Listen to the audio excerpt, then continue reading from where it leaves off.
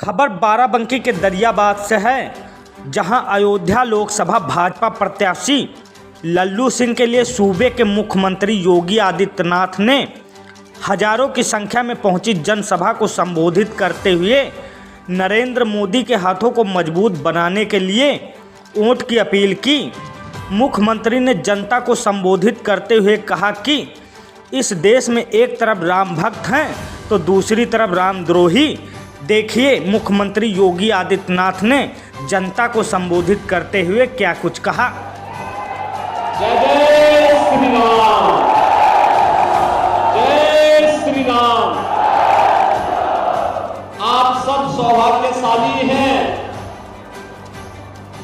कि जब आपको देश के अंदर अपना प्रतिनिधि चुनना पड़ता है तो आप भी कह सकते हैं कि अयोध्या में जो रामलला विराजमान हुए हैं ना, तो हमने भी उसमें योगदान दिया है।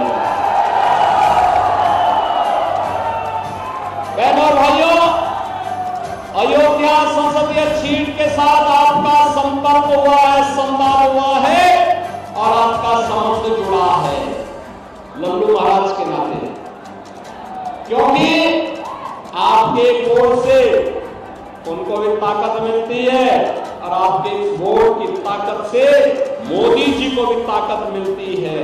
और इसी ताकत के बल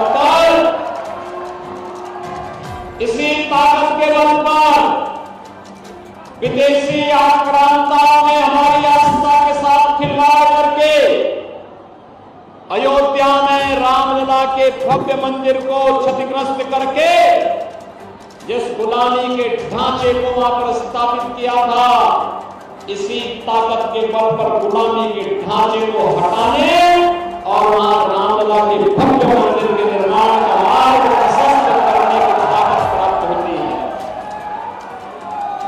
बहनों भाइयों, आप सबने 22 जनवरी की तिथि देखी होगी, जब अयोध्या में 500 वर्षों का इंतजार समाप्त हुआ और प्रभु रामलला अपने भव्य और दिव्य मंदिर में विराजमान हुए। देखा ना, कैसा लगा आप लोगों को? कैसा लगा? अच्छा लगा ना? अच्छा मुझे बताओ, कितने लोग आप में से ऐसे हैं जो अयोध्या में रामलला का दर्शन करके आ गए? तो सभी लोग चले गए, सभी लोगों ने दर्शन कर लिया। मैं आपका अभिनंदन करता हूं, क्योंकि आपके दर्शन करने से प्रभु राम के आशीर्वाद का सर्वाधिक सौभाग्य मुझे प्राप्त होता है, क्योंकि आपकी दुआ भी मुझे लग जाती है और इसी बहाने मोदी जी को भी लग जाती है। बहनों और भाइयों, वे कौन लोग थे जिन लोगों ने हमारे रामलला को उनकी ही जन्मभूमि से वंचित कर दिया था? कौन लोग थे? भारत के अंदर राम यानी शासन की सबसे अच्छी व्यवस्था जो मानी गई वह राम राज्य की मानी गई। और बड़ी विडंबना है कि स्वतंत्र भारत में हमें 70 वर्षों तक ये कहना पड़ा कि वे अयोध्या राम जन्मभूमि है, यहां पे रामलला का भव्य मंदिर बनना चाहिए। इसके लिए प्रमाण जुटाने पड़े और भगवान राम को अपना स्वयं का साक्ष्य जुटाना पड़ा। बहनों और भाइयों, ये जो परिस्थिति पैदा की, ये परिस्थिति उन्हीं लोगों ने पैदा की है जो लोग आज अयोध्या में रामलला के भव्य मंदिर बनने से प्रसन्न नहीं है।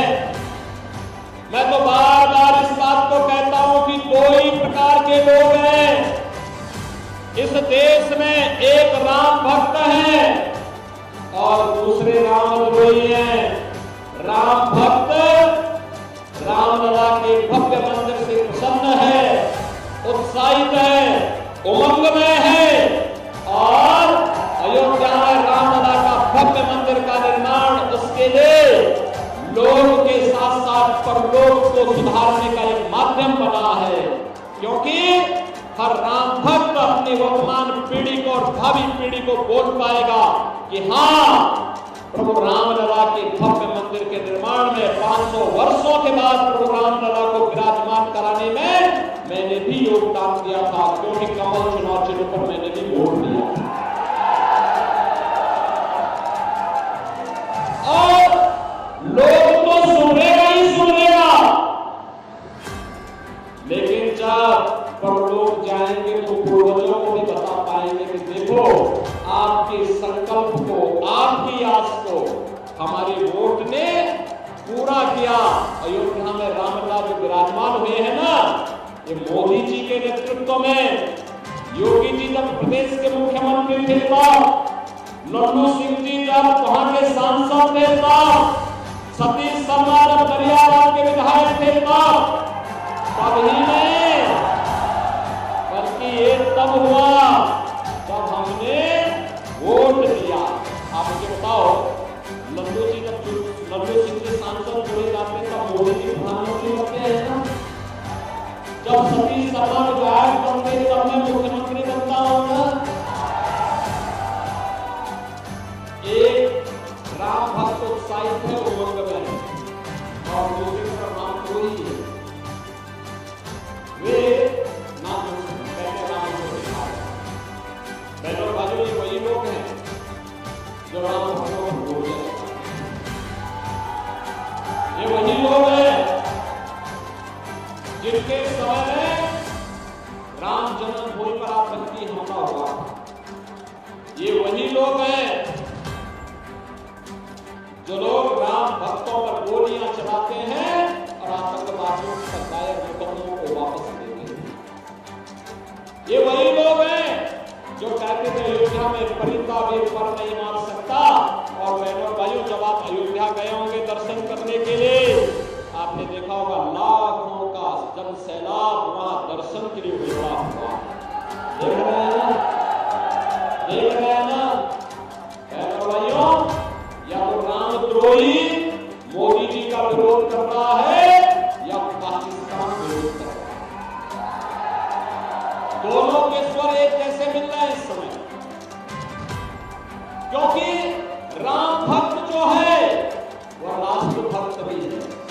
जो राष्ट्र भक्त होगा वह पहले देश के विकास के बारे में सोच रहा है, भारत के उत्थान के बारे में सोच रहा है, भारत को परम वैभव की स्थिति में पहुंचाने के लिए सोच रहा है, भारत के विकास के लिए उसकी प्रतिबद्धता है, भारत को दुनिया की बड़ी ताकत बनाने के लिए, भारत की सुरक्षा के लिए, बड़े बड़े विकास के कार्य लाने के लिए, गरीब कल्याण कार्यक्रमों को आगे बढ़ाने के लिए वह पूरी प्रतिबद्धता के साथ कार्य कर रहा है। और बहनों भाइयों, जो रामद्रोही है वे आज भी पाकिस्तान का राग डालते हैं। क्या कहते हैं? कहते पाकिस्तान के खिलाफ मत बोलो, उसके पास एटम बम। अरे हमारे पास तो एटम बम है, हमारा एटम बम बीच में रखने के लिए नहीं बना है।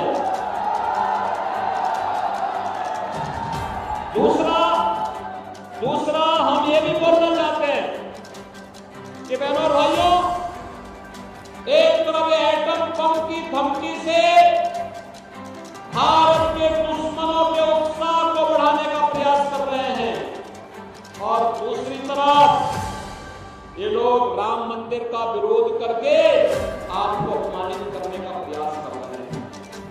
बहनों और भाइयों, आपका एक वोट कितना महत्वपूर्ण है यह आपने देखा होगा। 2014 के पहले का भारत और 2014 के बाद का भारत। 2014 के पहले गरीब भूख से मरता था, स्वास्थ्य सुविधा के अभाव में मरता था, किसान आत्महत्या करता था, नौजवान पलायन करता था, बेटी और व्यापारी सुरक्षित नहीं थी, दंगे होते थे, कर्फ्यू लगता था, सर्वत्र अराजकता का वातावरण था।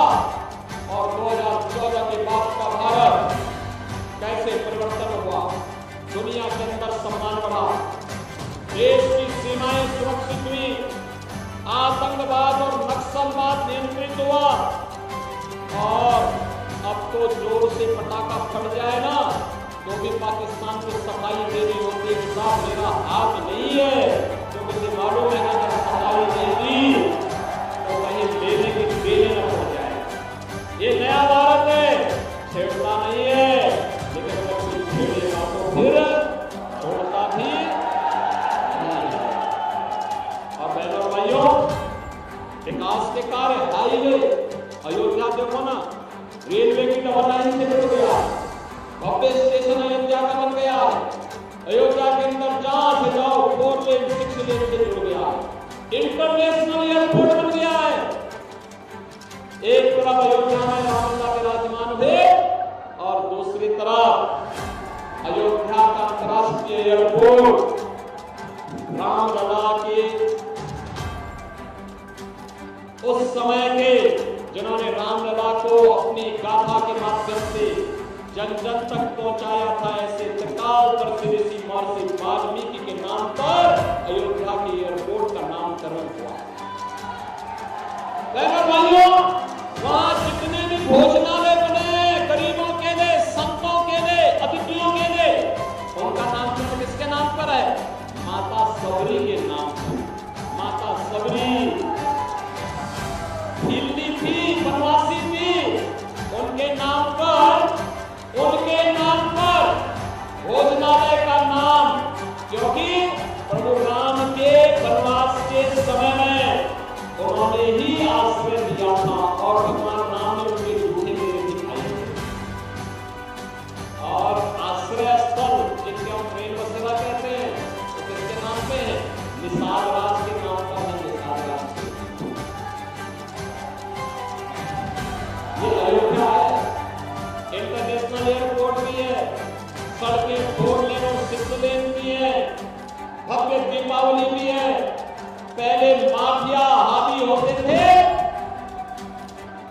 तो हम लोगों ने कहा प्रभु रामलला विराजमान हो रहे हैं तो जन जन में तो जय श्री राम होगा और माफिया और अपराधियों का राम नाम सत्य है हो गया ना।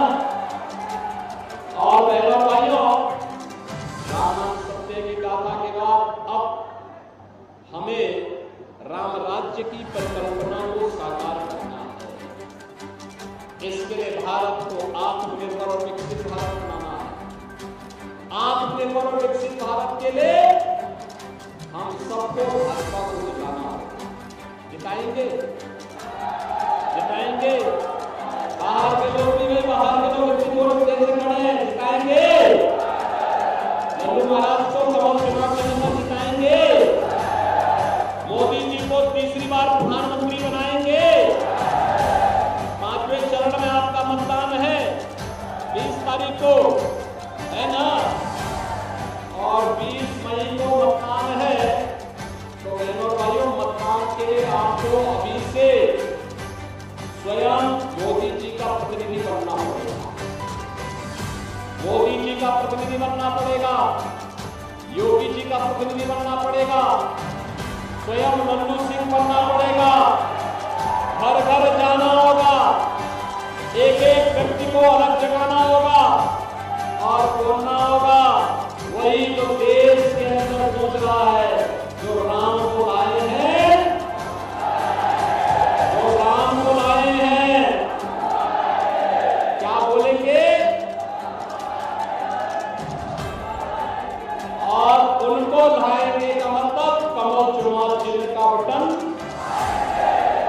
और बहनों भाइयों, ये उत्सव गांव-गांव में होना चाहिए और क्षेत्र में तो हर जगह होना चाहिए। पूरी दुनिया और क्षेत्र का प्रोग्राम गा रही है, पूरी दुनिया गा रही है। लल्लू जी की जीत, लल्लू सिंह जी की जीत पिछली बार से दुगने वोटों से होनी चाहिए। तब मेहनत हम सब की सार्थक होगी, हम सबकी मेहनत तब सार्थक होगी। क्योंकि नहीं तो एक कांग्रेस और सपा के लोग गाली दे दे करके हम लोगों को पहले ही वैसे कटघरे में खड़ा करके रखे हुए हैं। पहले ये लोग इस प्रकार की बातें करते हैं, इसके बाद भी अगर हम लोगों को सफाई देनी पड़े तो फिर बात नहीं बनेगी। बहनों भाइयों, मोदी जी ने 10 वर्ष में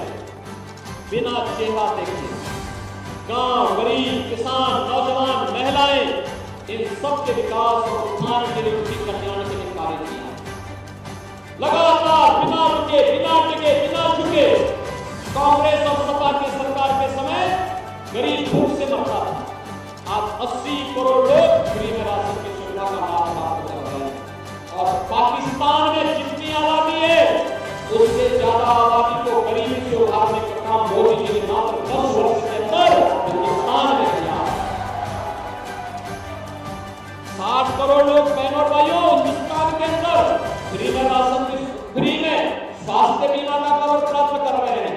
और अयोध्या में तो अब तो महाराष्ट्र राजर्षि महाराज दशरथ के नाम पर भी मेडिकल कॉलेज का निर्माण है।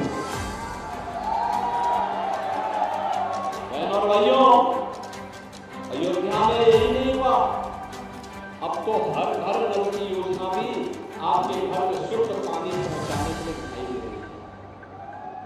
एम्स बन रहे हैं, IIT बन रहे हैं, IIM बन रहे हैं, वर्ल्ड क्लास यूनिवर्सिटी बन रही है, नए नए उद्योग लग रहे हैं और विकास के कार्य इस रूप में गरीबों के लिए मकान भी 4 करोड़ मकान मिल गए हैं। और बाकी लोगों को अभी से आप बता दीजिए कि जितने लोग बाकी बचे होंगे अगले 5 वर्ष के अंदर सबको एक मकान मिल जाएगा। जितने गरीब के पास 10 करोड़ गरीबों को अब तक रसोई गैस के कनेक्शन मिल गए हैं, बाकी लोगों से कहिए कि जितने बचे होंगे कैंप लगा करके फिर से अभियान चला करके सबको मिलेगा। 12 करोड़ किसानों को किसान सम्मान निधि का लाभ प्राप्त हो गया है। 12 करोड़ घरों में शौचालय बन गए हैं। बहनों और भाइयों, जो कभी नहीं हुआ वो मोदी जी ने करके दिखाया। और इसीलिए तो कह रहे हैं कि कांग्रेस और सपा के लोग केवल भारत को गुमराह करने का काम करते हैं। कितना झूठ होते हैं। यानी दोनों लड़के क्या कहते हैं, मिलकर के लूटेंगे और हारेंगे तो कूटेंगे। यानी हारेंगे तो एक दूसरे पर ये लोग आरोप लगा करके आपस में ही मारपीट करेंगे। अपना देश को लूटते हैं, इसकी व्यवस्था में करनी होगी।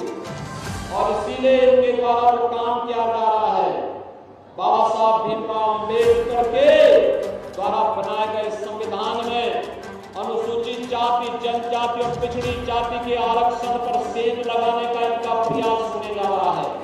इस सपा के लोगों को, कांग्रेस के लोगों को सफल मत होने देना। गुमराह करेंगे, आपको झूठ बोलेंगे। और मैं अयोध्या में इस बात के लिए भी आपसे कहूंगा, यह अयोध्या की धरती है, महाराज सलीम की धरती है, जिन्होंने गौ माता को बचाने के लिए अपना शरीर भी शेर के सामने प्रस्तुत कर दिया। और आज कांग्रेस के लोग क्या कहते हैं, एनडीए गठबंधन के लोग क्या कहते हैं, ये कहते हैं कि अगर कांग्रेस नेतृत्व की समाजवादी पार्टी और कांग्रेस की सरकार बनी तो ये कहते हैं कि हम अल्पसंख्यकों को उनकी रुचि के अनुसार खान-पान की स्वतंत्रता दें।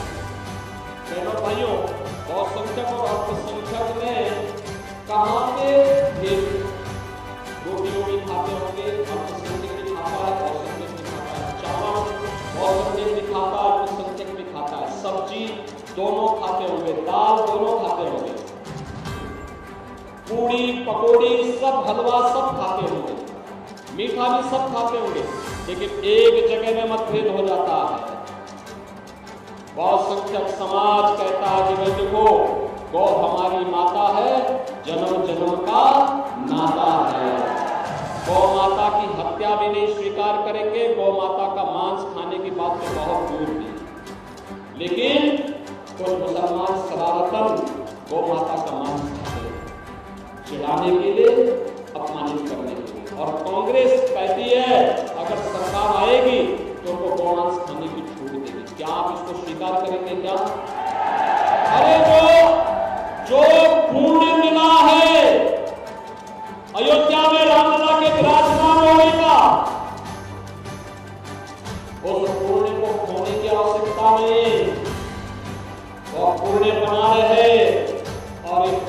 के भागीदार सपा और कांग्रेस के लोग बनना चाहते तो बने, हम उनके पाप में भागीदार कर देंगे। और इसीलिए आपसे कहने के लिए आया हूं, भाजपा ये है आत्मनिर्भर और विकसित भारत के लिए। आत्मनिर्भर और विकसित भारत का मतलब आत्मनिर्भर युवा, आत्मनिर्भर किसान, आत्मनिर्भर महिलाएं, आत्मनिर्भर समाज का हर तबका, हस्तशिल्पी भी होगा, कारपेंटर भी होगा, कारीगर भी होगा, समाज का हर तबका आत्मनिर्भर होगा। और विकसित भारत का मतलब राम राज्य की परिकल्पना जो भगवान के समय अयोध्या के अंदर देखने को मिलती थी, उस परिकल्पना